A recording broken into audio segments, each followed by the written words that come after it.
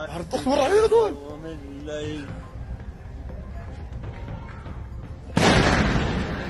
Pilot.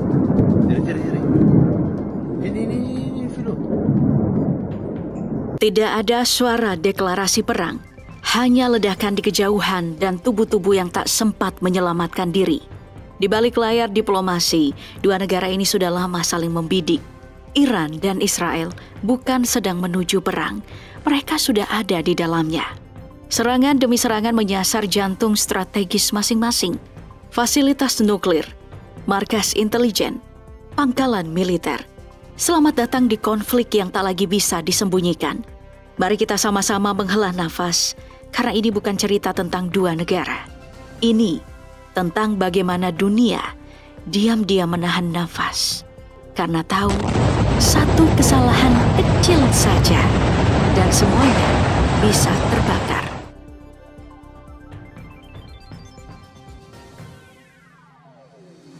Tapi untuk memahami kenapa semua bisa meledak, kita harus mundur sedikit ke belakang, ke satu ketakutan terbesar yang selama puluhan tahun menghantui Israel. Bukan soal pasukan, bukan soal roket, tapi soal nuklir. Dan disinilah segalanya dimulai. Israel mungkin tak pernah mengaku secara resmi, tapi dunia tahu mereka punya senjata nuklir. Senjata pamungkas yang memberi keunggulan mutlak di kawasan. Dan ketika Iran mulai membangun fasilitas nuklir, perlombaan senyap itu berubah jadi ancaman nyata. Bagi Israel ini bukan cuma kekhawatiran, ini adalah mimpi buruk yang tak boleh jadi kenyataan. Maka mereka pun menyerang. Diam-diam, terukur, tapi mematikan.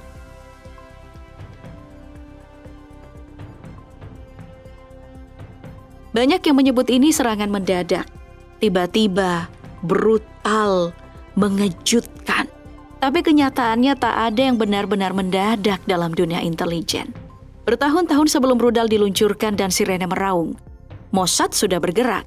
Diam-diam, dalam senyap, di jantung wilayah Iran, mereka membangun fasilitas drone rahasia. Lokasi tersembunyi, sistemnya senyap, dan pilot bayangan. Fasilitas ini bukan cuma untuk memata-matai, tapi untuk menyerang. Dan pada hari itu, mereka diaktifkan secara bersamaan. Bersama lebih dari 200 pesawat Israel yang menyasar titik-titik strategis. Semua diarahkan pada satu tujuan, mematahkan sistem pertahanan udara Iran secepat mungkin, sedalam mungkin. Dan inilah seni perang modern, tak terlihat, tak terdengar, tapi mematikan.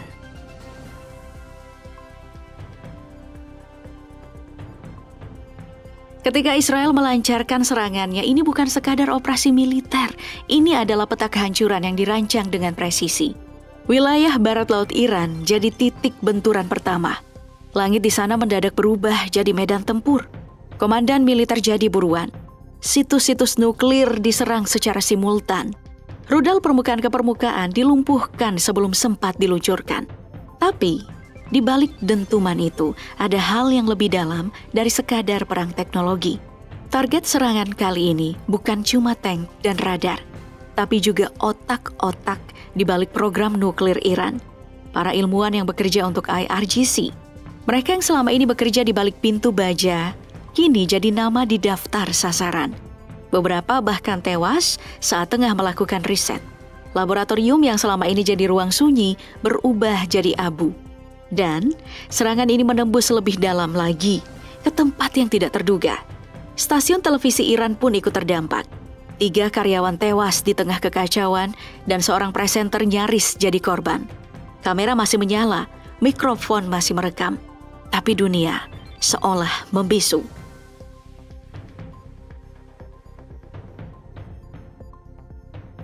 Di atas kertas, serangan Israel terlihat presisi, cepat, dan terkoordinasi, menghantam jantung militer Iran dari segala arah. Tapi kenyataannya, sebagian besar rudal justru menghantam area kosong, yakni struktur tiruan dan panas buatan yang dirancang menyerupai aktivitas reaktor. Iran tahu satu hal penting, musuh melihat dari langit. Mereka tahu Israel itu bergantung pada pengintaian satelit, dan di sanalah jebakan dipasang. Citra panas buatan, aktivitas palsu. pergerakan kendaraan militer yang sengaja dipertontonkan. Sementara itu, aset-aset penting dipindahkan, disembunyikan di balik tanah dan bayangan.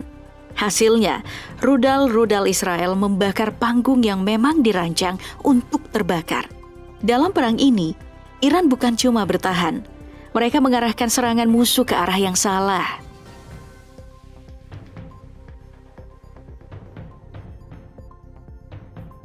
Iran tak lagi menunggu, mereka membalas bertubi-tubi. Operasi ini dinamai Janji Sejati 3. Sebuah pesan terselubung bahwa serangan mereka bukan reaksi emosional, tapi janji yang kini telah ditepati. Target utama, Kiryat, sebuah kompleks yang disebut sebagai Pentagonnya Israel. Kiryat ini bukan sekadar gedung, ia adalah otak, saraf, dan nadi operasi militer Israel. Tapi Iran tidak berhenti di situ. Serangan juga diluncurkan ke Tel Aviv dan Haifa. Gedung konsulat Amerika Serikat ikut rusak, dan pesan politiknya sangat jelas. Tak ada sekutu yang benar-benar aman. Haifa sendiri bukan kota sembarangan. Di sanalah pelabuhan militer utama Israel berada. Gudang amunisi, instalasi rudal, dan jalur suplai logistik strategis, semuanya bertumpu di kota ini. Menghantam Haifa berarti mengguncang jantung pasokan militer Israel dari dalam.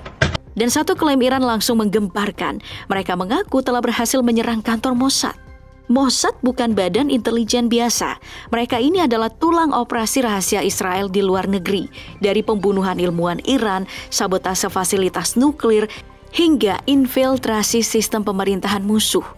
Jika serangan itu benar-benar berhasil, maka ini bukan hanya serangan fisik.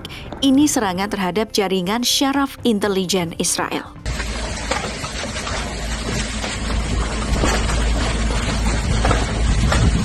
Tapi di sini menariknya, selama bertahun-tahun, Iron Dome dianggap perisai langit yang tak tertembus. Sistem pertahanan tercanggih di kawasan, mampu mencegat roket dan rudal sebelum menyentuh tanah. Tapi kali ini, Israel bukan cuma diserang, tapi juga dibuat kewalahan. Dan di sini strateginya, Iran tidak mengandalkan satu jenis senjata. Mereka menciptakan badai bertingkat. 100 lebih drone Shahid dilepaskan lebih dulu, mengganggu radar, memancing perhatian, memberi tekanan terus-menerus tanpa jeda. Lalu, disusul rudal balistik model lama, bukan untuk menghancurkan, tapi untuk membanjiri sistem pertahanan. Untuk membuat si Iron Dome ini sibuk memilih mana yang harus dijatuhkan lebih dulu dan mana yang bisa dilewatkan. Dan ketika baterai Iron Dome mulai kelelahan, mulai panas, rudal hypersonic Fatah pun diluncurkan. Cepat, presisi, sulit dideteksi, lebih sulit dihentikan. Serangan berlapis ini bukan cuma kuat, tapi cerdas. Karena semua dirancang untuk satu tujuan, membuat Iron Dome kehabisan nafas. Hasilnya sangat mencengangkan. Tingkat intersepsi turun drastis. Dari 90% menjadi hanya 10% hingga 15%. Dalam beberapa lama, teknologi kebanggaan Israel terbukti tidak kebal. Karena dalam peperangan modern bukan hanya senjata yang menentukan, tapi juga cara menyerangnya.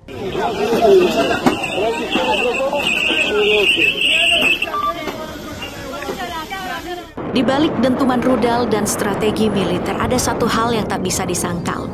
Korban jiwa. Di Iran, 224 orang tewas, lebih dari 1.400 luka-luka. Di Israel, sekitar 24 orang tewas hingga 590 orang terluka. Bangunan hancur, rumah sakit kewalahan, listrik padam, kota-kota lumpuh sejenak. Warga pun mengungsi. Tapi lebih dari infrastruktur yang benar-benar hancur itu adalah rasa aman. Kini, baik Iran maupun Israel tahu mereka bisa diserang kapan saja dan selalu bisa bertahan.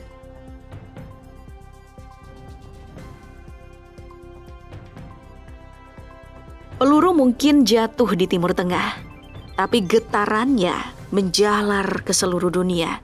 Harga minyak melonjak tajam, pasar energi bergejolak, ketakutan akan kelangkaan dan embargo mulai menghantui negara-negara pengimpor. Maskapai internasional menghentikan atau mengalihkan rute mereka karena jalur udara Timur Tengah berubah jadi zona berbahaya. Bandara ditutup, kargo tertahan, rantai logistik global kembali terganggu, seperti mimpi buruk lama yang berulang. Dan di sisi lain, ekonomi dunia mulai terbatuk, inflasi mengintai, harga bahan pokok melonjak. Negara-negara berkembang kembali dalam posisi paling rentan. Ini bukan cuma konflik dua negara. Ini batu kecil yang dilempar ke danau yang tenang dan riaknya mengguncang seluruh permukaan. Perang di Israel dan Iran kini bukan hanya urusan mereka. Ini adalah krisis yang sedang mengetuk pintu kita semua.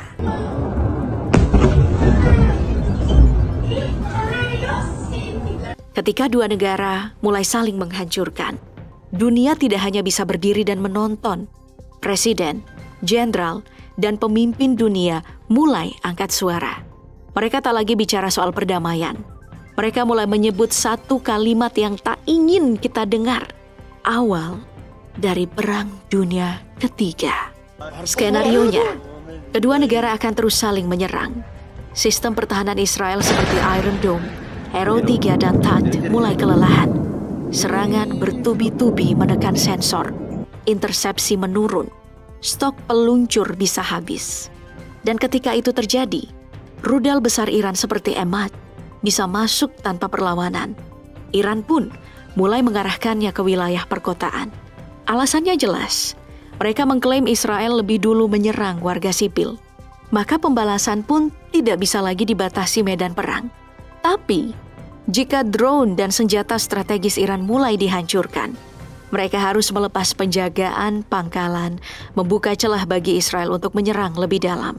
Dan jika situasi ini terus berkembang, hanya tinggal menunggu waktu sampai Amerika Serikat turun tangan. Dunia kini berada di ujung tanduk. Satu langkah salah bisa memicu api yang tak bisa dipadamkan.